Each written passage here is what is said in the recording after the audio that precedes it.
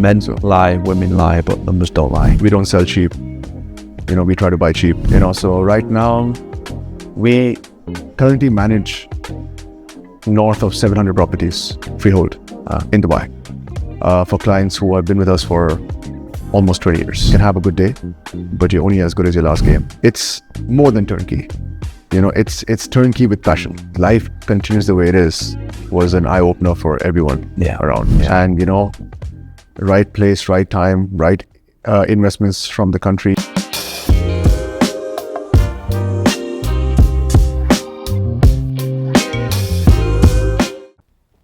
How's it going, mate? All good? Very good. Thank you. Were you born in Dubai? Yes. Ah, wow. Yeah. Okay. Parents have been here. So they came over 50 years. 50 years. My mom went to school in Dubai. Really? There was nothing here. And why? So her parents came? Yeah, her parents came. My mom and dad met in Dubai. Wow. Yeah, they used to go on dates. Amazing. I guess there wasn't much to do for dates. No, not at all. But yeah. So, and what was mum's side was, what was their business? They had their own business? No, actually, my mom got a job in a bank here. She used to work for Barclays Bank. Okay. She used to work for Lloyds Bank. Lloyds Bank. They had a Lloyds Bank here. She was opening accounts for people. Everything was manual. She wasn't really a banker. She just got a job. Okay. My dad came in. He got a job with Standard Chartered. And there were two bankers in Dubai. Yeah. No experience, nothing. Wow. My dad got into real estate. But why would they come here from? So, when it's fascinating to me because I can see it now. But in those days, there's just nothing here. I think going back into the 80s, even the 70s, mid 70s, Dubai was always, obviously close to India. Yeah. And people had just started moving to Dubai. Just started moving. It was like a extension of India. Right. Even the currency here, I think, was the rupee for a long time. Yeah. And a lot of the Emiratis actually were educated in India because there were no universities here. Yeah. So their parents knew about the place and said, go away. Sometimes, when people pack you off to another country, a lot of people did that with the US, Canada, UK immigration, Yeah. How immigrants started off in other countries. That's how they came to Dubai from India. Wow. So my dad got into the banking, got into real estate, had an opportunity to work for a Emirati company here. Okay. 1979. Wow. They had a few buildings, Bur Dubai, Karama, Dera, just to manage property management. And 82 is when he started his own business. And this had a lot to do with property management because there was no freehold, of course. Yeah. That was one way to make money. Yeah. Just looking after Emirati-owned buildings, collecting rent, renting them, collecting rent, maintenance. So that got into my bloodstream. Yeah. When I came back from university, I could see him doing that all the time, right? On the phone, how it is. Yeah. So you were just picking things up? Yeah, I was picking things up, I came back from university. Where did you study? I was in Canada. Okay. I did my business degree there, came back. And 2004, I set up Golden Wave Properties. How old? 21. Wow. Yeah. It's quite a big move though, to go from that, I want to do real estate, I'm going to set up my own company at 21. I think it was one of those things where, my father had a set way of doing things and I wanted to take it further. And he was very content in his space. Like a lot of people nowadays are very content. They don't want to do something different. It was working for him. Yeah. I came in with this whole, Canadian education and how things should happen. And, the internet was new and everything was new. And, let's do this, let's do that, excited. So he said, you know what, do your thing. And if it doesn't go well, we have the business here, the family business. Try to be a safety net. Yeah. So I set up Golden Wave Properties 2004. So 21 years now, half my age. Yeah, 21 years. Again, I had property management in the blood. So I started out with property management. We were managing. My first actual property management portfolio consisted of warehouses in Al Amir. I had a client who's still my client today. He gave me the opportunity to lease his warehouses in Awir. Yep. I used to go to his office, take the Abra across, sign a tenancy contract with the tenants, because a lot of our market was based out of all the tenants were for the Russell core side. All the tenants were people from the Dera market, storage, companies, really, really old times. And sign a tenancy contract, take the Abra back, get him to sign it, go back, send it to them, and come back and give him his copy in one trip. Yeah, so I learned a lot, did a lot of warehousing, Russell core, Alcos, and then got into residential and then freehold. So right now we currently manage north of 700 properties freehold in Dubai for clients who have been with us for almost 20 years. Amazing. Up to 20 years, and it's been great. It doesn't feel like it's been so long, but yeah, 20 years, mate. 20 years is a long time. That's really good. And that's Golden Wave. Yeah, okay. Absolutely. And recently we've been doing a lot of, obviously post-COVID, different set of clients coming in. Yeah. Different sectors, different people from all over the world are coming in. So keeps us busy. Yeah, for sure. Keeps it interesting. For sure. I mean, for me, being here 12 years now, I really separate the two sides, pre-COVID and post-COVID. Yeah. Is that the same for you? Is there, maybe, I guess you've gone through 2008 as well, so I think because three different, I think we've seen a few cycles already in our time. I think we've seen a few cycles, but I think the wave we had post the Expo announcement was quite similar to what we had post-COVID. When property markets boom, prices went up a lot. So that was 2013. 2014, I think. 13 or 14, I'm not sure. I think start of 2014. Yeah, so the following 2 years were quite, when I remember driving down Al Khail. Yeah. I wanted to see the fireworks, and the traffic was so bad. I was still on Al Khail, and I saw the fireworks from the Burj Khalifa, and it was like that's happening. Absolutely. For the expo. Me and my wife used to stay in downtown, and we used to make it a point to move out of our house before the fireworks started. So at 6 p.m. you had to leave, or 4 p.m. you had to leave downtown, because they would lock it in, right? No cars could go out, no cars could come in. So we used to go to friends' houses and watch the fireworks from there, not be inside, because it was a nightmare. You were stuck at home from 4 in the afternoon or 3 in the afternoon till the next day. No. So, who wants to be stuck at home, right? On New Year's, you can't have friends over. Yeah. Very difficult to get them in. Yeah. And stuff like that. But I think, I was talking to someone else the other day about this whole situation of how Dubai has changed. I just see that, people have now realized what's so amazing about the city. We knew it always. The ease of doing business, the convenience, the safety. Yeah, we always knew, and I think as well the vision and the rate of change from the government. Absolutely, they just come up with a good idea and go for it. The intent to make things easy for the people, is unbelievable here. I don't think any country or city in the world has so much intent. Yeah, and I think post-COVID, this has been broadcasted to the world.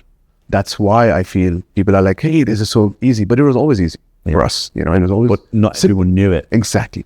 And then post-COVID, the way the UAE kind of, took steps to ensure that business goes the way it is, life continues the way it is, was an eye-opener for everyone around. So I think that's what really helped. Yeah. And, right place, right time, right investments from the country. And that's how it is. Here we are. Population is going up so much. The numbers are amazing. Yeah, we talk about it every morning. So we have our little huddle, you could say, and we do role plays. And I really want the guys to be able to talk about figures and data as opposed to just ideas and opinions. Yeah. And we look at the population growth, and I think April to April it was 5.93%. It's one of the fastest growing cities in the world. About 230,000 people just came, and I think that number's going to grow, to be honest. So I think imagine that. I remember when I was in high school, I think the population of the UAE was 1.8 million. UAE. Yeah. I remember that, and I think what the UAE did well in times that were tough, post the 2009 crisis, was that they kept investing in the infrastructure. They kept quietly tugging along. Your roads, your bridges, your networks never stopped, and they knew it, that things will turn, people will come, and here we are. Now even any road that they build there's still traffic. They need to keep doing it, and they keep on building, extending. And I think that's where it is. It's the intent, Liam. Yeah. It's the will. When you look back and you think about what they did so early, Yeah, without knowing for sure that we would be here today, absolutely. that's really impressive. It's very That's why people love it. People coming in. When we sell property today, 60% of our job is done. Yeah, they're doing it by the government. Yeah. 60% is done. Yeah. They know they want to put their money here. You just need to guide them. Yeah. Be truthful, be honest, and Yeah. That's where your ethics come in, and that's how you succeed, I guess. Something that stood out from what you just said, but also having known you for so long, you mentioned that your first client was a warehouse deal for the property management, and then you said they're still a client today. And I know I've seen you in action, and the way that you have these relationships with the clients, is it just natural to you? Is there any key things that you focus on doing with the clients to keep the relationship? Because honestly, it's not the norm. Definitely everyone knows that it's great to have relationships, but I'm just trying to see how you do it. So I think my business model has come a lot from my personality, the person that I am. I like to, and I always ensure that if I have a client who is wants to do business, or not even wants to do business, whatever I can do to help to make their life easier in my industry, in my sector of the business. So I have clients who I look after. We do their renting, we manage the property, we first acquire the property, we rent it, we manage it, we sell it, we help them with power of attorneys. They have a tenant dispute for everything in the path of that property with there. Yeah. My client will not look outside.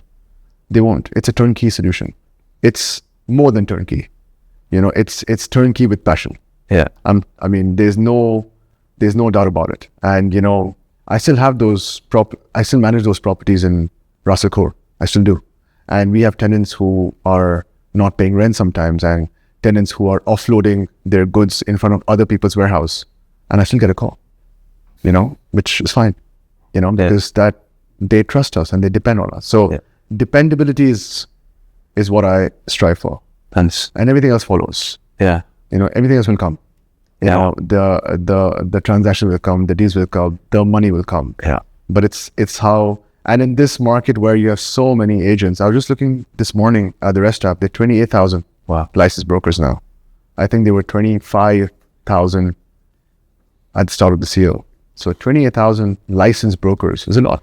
So what sets you apart is having a client who doesn't need to think about their investment ever.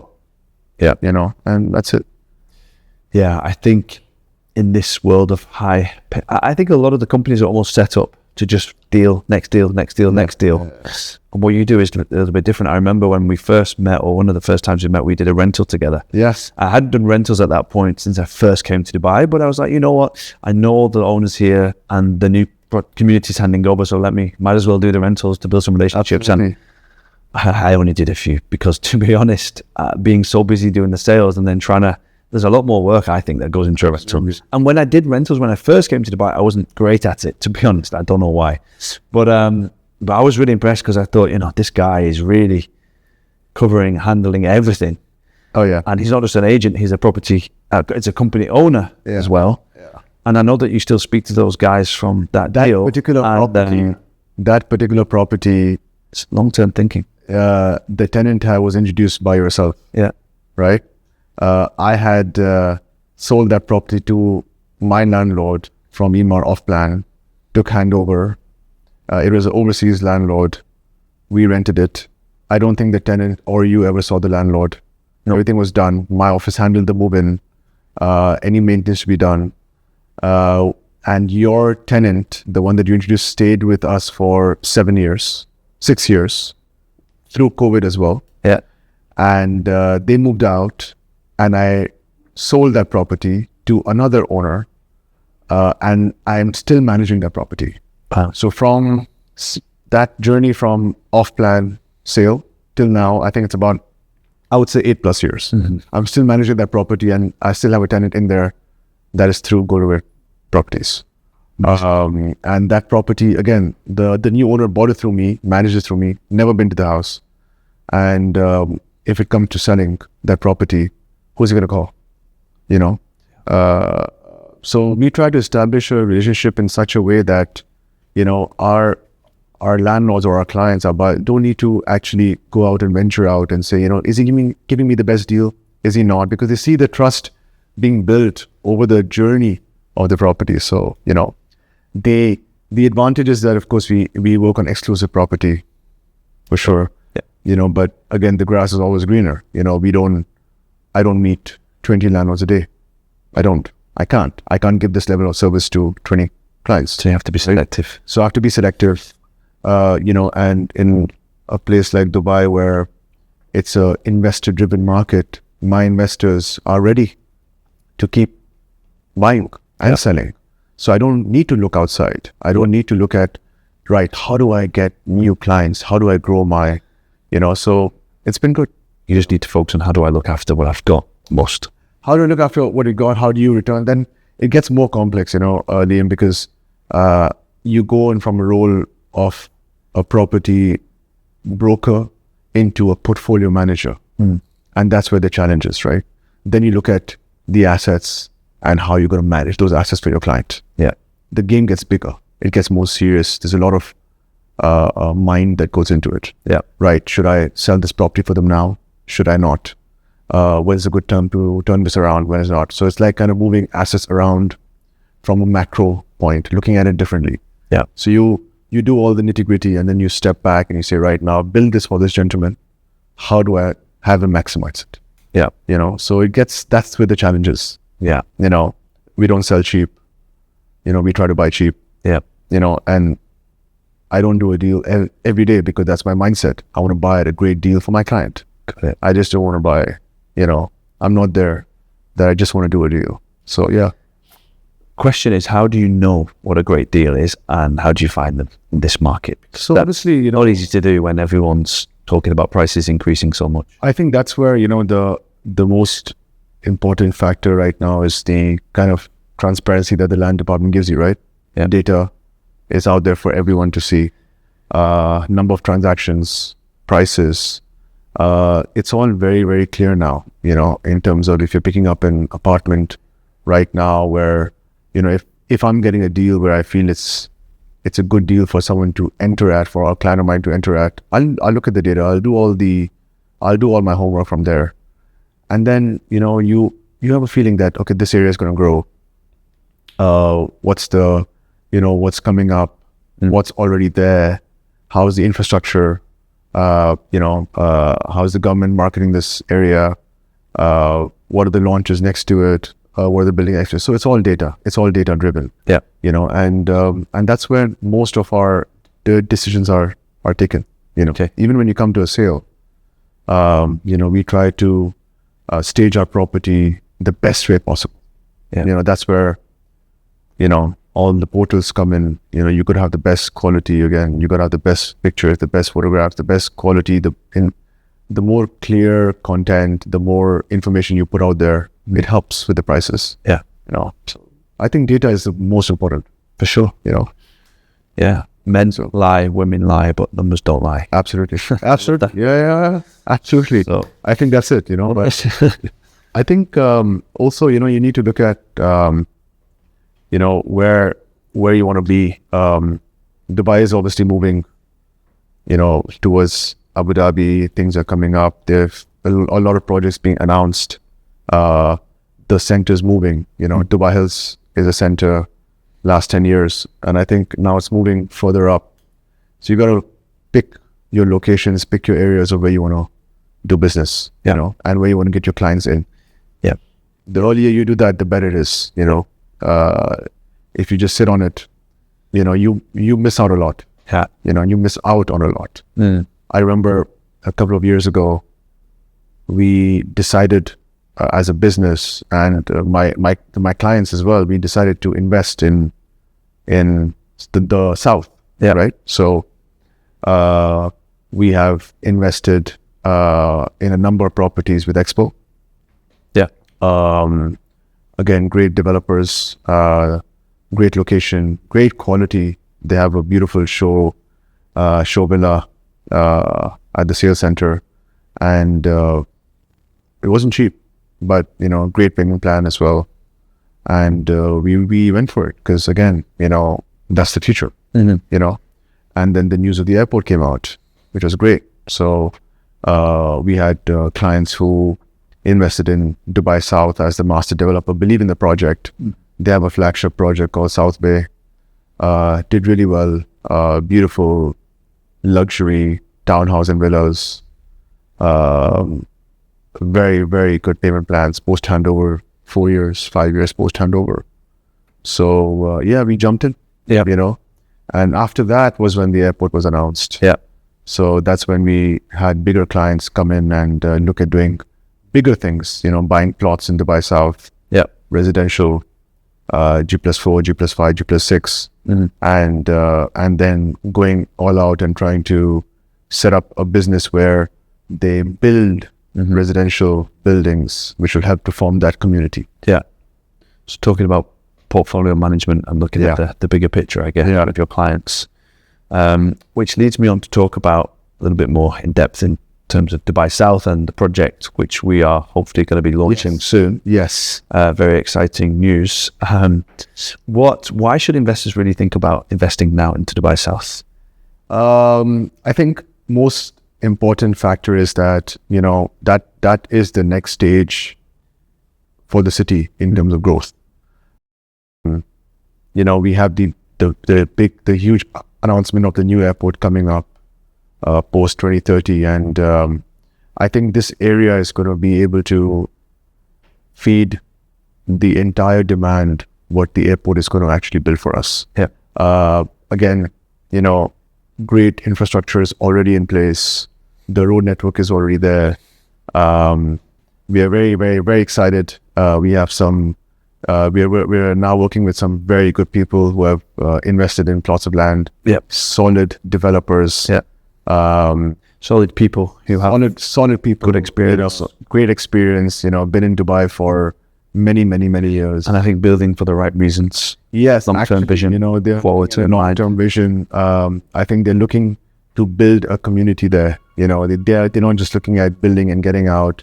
They're looking at 1, 2, 3, 4, 10 buildings. Yeah. You know, so we're very excited. It's going to be a great partnership. Yeah. You know, I wish I could talk more about that, but for now, you know, we're just waiting and keeping it under wraps. Yeah. But, you know, soon. Soon we'll be talking about it. I mean, this podcast probably going to come out in a few weeks, so depending on how things go, it could be put out in a good time. And yeah, with the airport, I remember when I first heard about it, a few people, not experts by any means. In fact, when I think about the people that were saying this, they probably weren't the most experienced agents, but they were saying nobody wants to live next to an airport. Yeah. It's not really an advantage. But then I heard a friend of mine who I really respect, and I think is a great, not only agent, but manager, but really looks at things in a great way. And he mentioned that it's not, forget the airport, it's the businesses that will come in and around the airport. The business districts that are being built, that's why people want to live there, because they want to be close to their offices. There's going to be lots of schools opening up. You know, you won't even see it as the airport, you'll just see it as this whole infrastructure that's being built around the airport. Would you agree on that? Would you? You know, very interesting that you bring that up in terms of what's going to be coming in.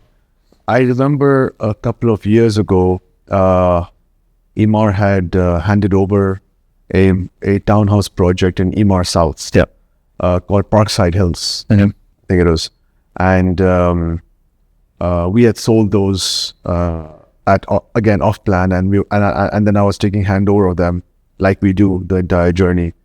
And I had 10 villas to rent, and I had no idea who's going to rent them from me, because who's going to come on in the middle of nowhere, right? And this was two years ago.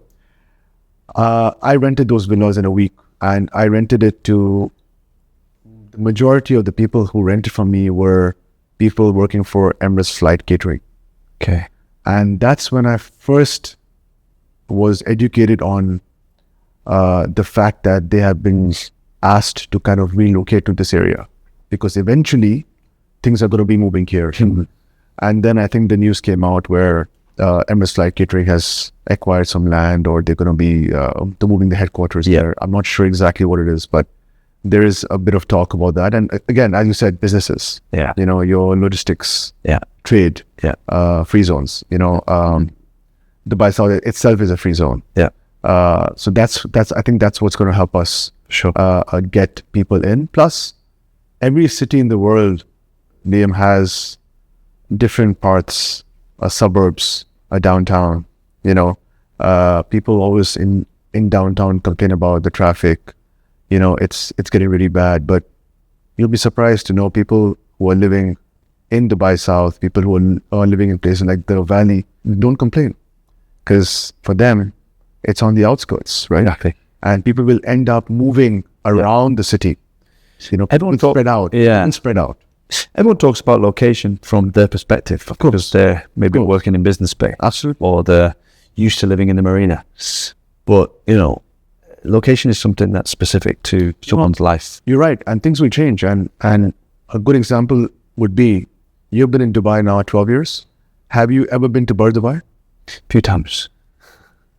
There must be, I would say, at least 90% of the population who's moved into the Dubai in the last 5 to 7 years have not been to Dubai or Dera, because there's no need. Right?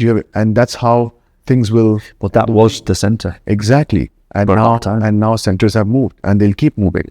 And you will be based as per your requirement and your location. I mean, my first office was in Dubai. Our first house was in Dubai. My parents lived next to the Dubai Museum, because that's all there. So I know that place. My investors' offices are still there.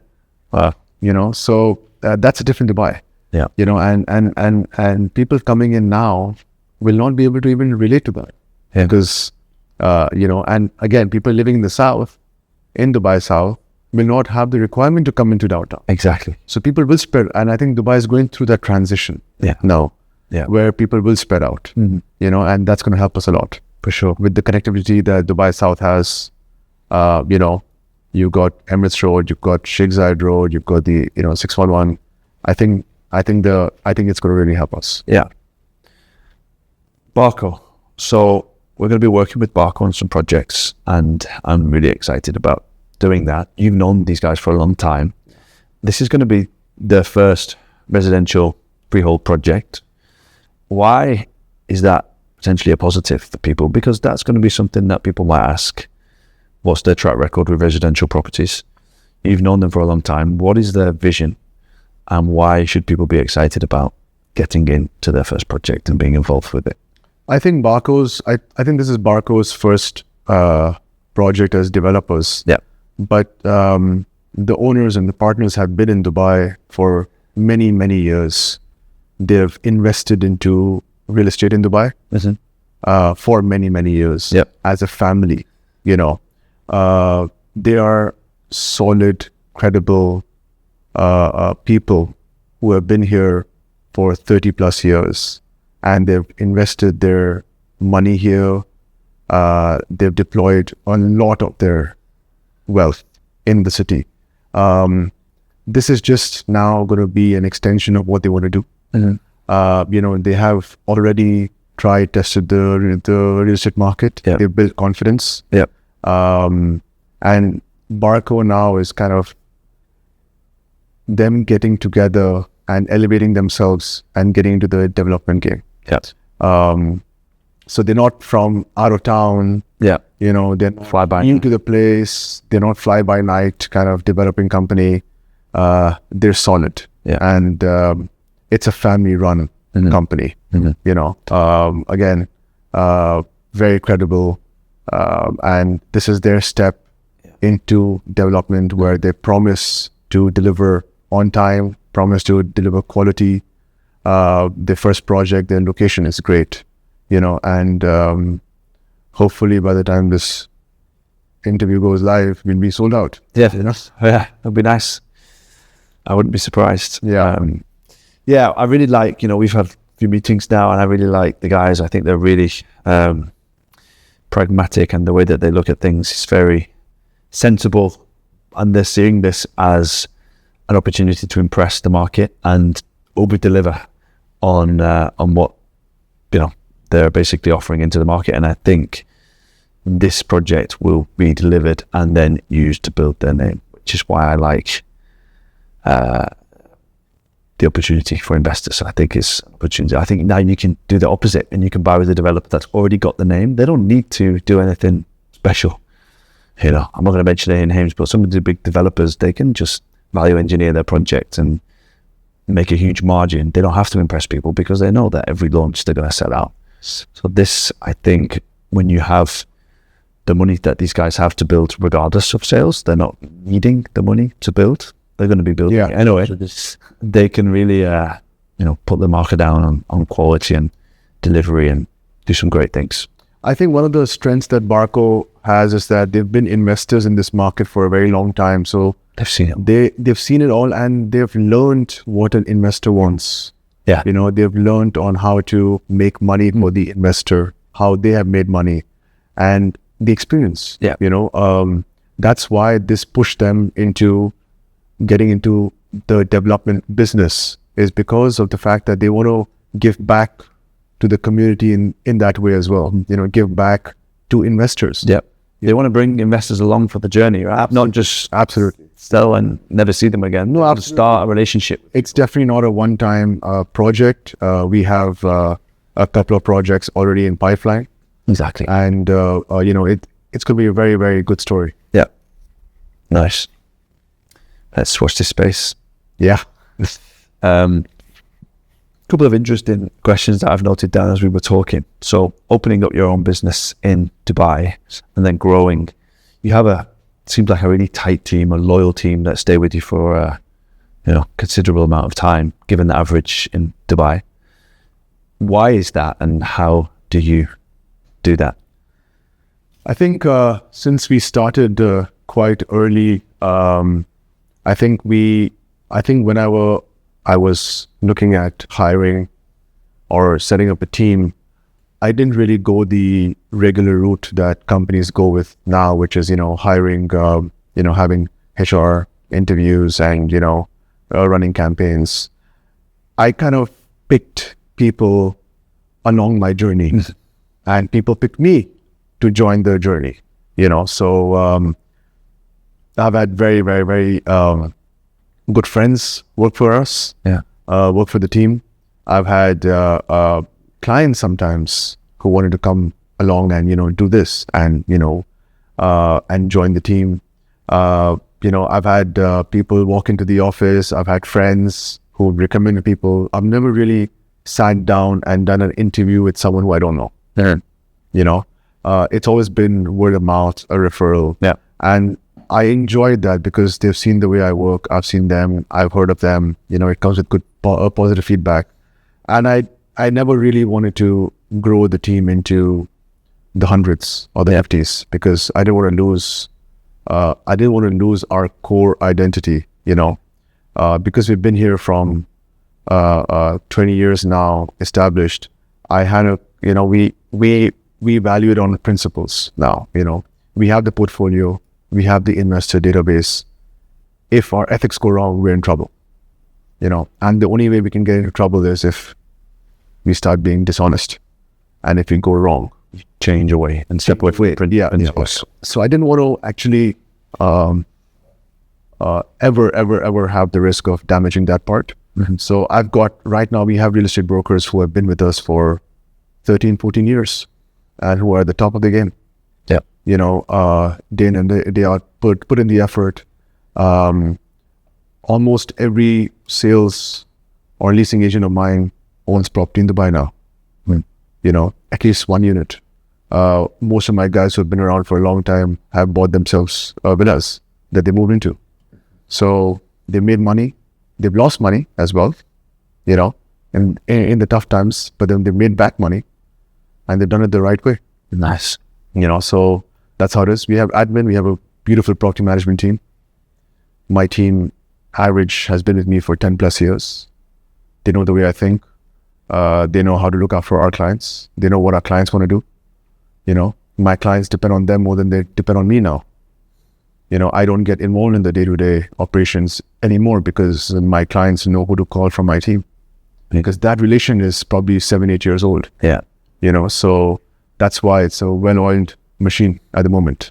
Amazing. And that gives me the opportunity to now go out and help my investors who are getting into development. Yeah. Where I can consult, where I can help, where I can work with a team like you. Yeah. And not worry too much about my operations in the office. Amazing. Sounds amazing. Really great to see. But let's say if I take all of that away from you, I give you a few extra years, you go back, you're 25 years old, you're new into the country, and you start from nothing. What do you do? Well, I wouldn't change a thing. I wouldn't change any part of my journey. I would be hungry as I was, as I still am. Yeah. First one in the office, last one out. Keep struggling at it, building investor confidence, building trust. That's all you got to do. And how do you build trust? You got to keep performing day in, day out.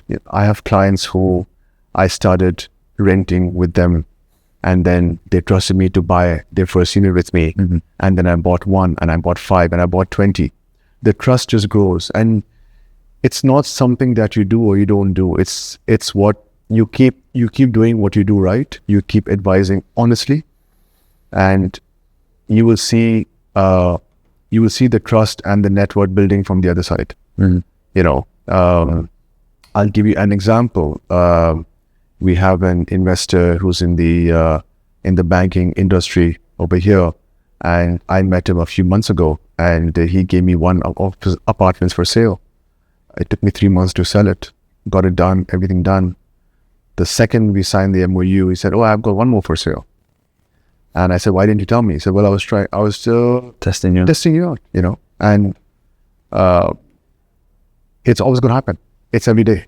It doesn't matter how much time you spent in the business. It can be 20, it can be 2 years, 2 months. You're going to be tested every day, and that's why you can never take it for granted. And I've told a lot of my friends and my employees and my sales guys who have done really well, real estate teaches you how to be humble. Yeah. You can't let it get to your head. Yeah. Because you can have a good day, but you're only as good as your last game. So, you can have a really good month, but if you sit on it, and it gets to your head, you can have really bad 6 months. Yeah. And it can come. Yeah. So you got to just, be humble, be focused, and see how you go. Yeah. Yeah. Interesting. Very interesting. So you've seen a lot of people come and go, not only in your company, I would imagine, but all across Dubai in your whole lifetime. What separates the ones that last to the ones that just don't really make it? I think things have changed quite a bit now. I think, companies are investing a lot in training now. Yeah. Back in the day, I don't think companies did a lot of training. Yeah. It was probably on-site training at that time, but I think companies now are doing a good job with their training programs, and I'm seeing better agents now than I ever have. I'm seeing better agents, qualified agents coming into the market, who are talking data, who are talking numbers, and that will help our industry move forward. Mm-hmm. That will help our industry become more clear. Absolutely, competition is good for everyone, and this is going to help us move forward as an industry. And at the same time, while this is happening, you will see a lot of people fizzle out. People who are not data driven, people who are stubborn, people who want to stick to their old ways of doing business, they will eventually fizzle out. you see a lot of experienced real estate professionals, coming in front of the cameras nowadays. And that never happened before, because they have realized that you need to be seen, and what experience they have, they had to share it now. Yeah. Because our industry is not very old. Yeah. And you have to share your experiences now. You have to matter and you have to exist. Yeah. So people who don't want to, or people who refuse to, eventually will fizzle out, unfortunately. Yeah. Okay. Interesting. What's the biggest lie that people have about success, or the biggest lie that you've heard about success in Dubai real estate? I think it's the fancy perception of life. It's very easy to get ahead of yourself, and Dubai is a place where and a lot of places, a lot of people. It's human nature, to perceive things the way you want to perceive it, or to be perceived in a certain way. Fancy car, fancy watch. These things are going around a lot nowadays. But I think clients see through that now. Yeah. I think clients can see through that. I think investors see through all that, and look for something solid in you. So you're gonna be as solid as you can. We have people who call up our owners and lie about things. I've got a better offer. I can do this. I can do that. Mark up stuff. Yeah. But that part of the market is, again, Mitch, too saturated, because investors can see through these things. Mm-hmm. Earlier, real estate agents would lie about prices, lie about, I've got a better offer. I can do this. I can do that. I can do that. But not anymore. Yeah. Again, you have data. Yeah. No one's going to pay you more than what it's worth. Yeah. So no point in lying about that. Exactly. Yeah. Yeah. You can't hide the truth. You can't hide it. Absolutely. Okay. Finish this sentence. 2025, the best performing area in Dubai will be Dubai South. Dubai South. By far. Yeah. Yeah. By far. And you'll see that. Okay. I think second half of the year is going to be all about Dubai South. Mm-hmm. Okay. Interesting. If you weren't in real estate, what would you be doing? Commissioner. Good Paddle tennis player. I think I would be doing something in relation to sales. I think so. Somewhere where you need to establish relationships with people. Yeah. But I've never actually thought about that, because while I was growing up, my father was into real estate here. It's always going to happen. When I went to his office in the 90s in Dubai, I would see floor plans on the walls. Yeah. So I've seen that. I've only seen that. Wow. So I don't think I've ever thought about not being there. But I think we've been lucky. I think I've been lucky, that when we entered the market, it was a good time. Yeah. 2004, 2005, Dubai was just finding itself, and then I saw a low, and then I saw a high, and then I saw a low. Yeah, like absolutely. So that kind of teaches you. But I've never really thought about that. Yeah. I was always into, as a kid growing up, you're always into what your father's doing if he's running a business. You're always part of it. Even now, we go home, but we're on the phone, and I can listen to what you're talking about. Yeah. And it's all going in. So I think I never thought about that. Absolutely never thought about what I would do. It's just always going to be. I think we just got lucky. I think we got lucky. God's been kind, and here we are. I may say, 2025. Amazing. You mentioned Dubai South on the previous question, and talking about our project that we have there. What's the standout feature, the development for you? So I think what Barco has tried and succeeded with the design is something that I really like. This project has come out after a lot of time put into the design element, the floor plans, the double height lobby, the finishings. They've not spared anything for that. Our project is also going to be one of the only projects in Dubai South that are launching, which is going to be fully furnished. Mm-hmm. So you're going to offer a fully furnished, fitted apartment to clients. And I think if you look at the renders that we have, the quality is there. Yeah. You know, and Bark was promised to deliver that quality, if not better. Yeah. So I think the quality and the time put into the design, into the layouts, has been great, and I think that's what's going to help us with this project to make it a success. Yeah, I think it's going to be a benchmark for quality in this area. I think this is going to be the floor now that people look at and say, okay, we need to up our game. A bit like when a certain developer came into JVC, you know, and they really started to do something a little bit different. Absolutely. And people took notice, and now, you know, the level is just increasing across Dubai, I guess. But yeah, I really think this is going to be, you know, turning point, because previously, you know, there hasn't been amazing quality delivered in this area, but I think now is the time we're going to start to see. Yes, I think so too. I think this is their flagship project. Yeah. And I think once we're on site, we're going to have a lovely show apartment as well on site. And people will see the kind of quality that the developers are investing in. Do you think it will be suited to investors, but do you think end users could also be interested in this project? Yeah, absolutely. You know, I think so. We have slightly bigger apartments as well. Yeah, we are a bedroom plus studies as well for end users, and I think the market has moved towards a lot of end users looking at homes for the future. Our interest rates are very competitive now, and a great payment plan. Great payment plan as well.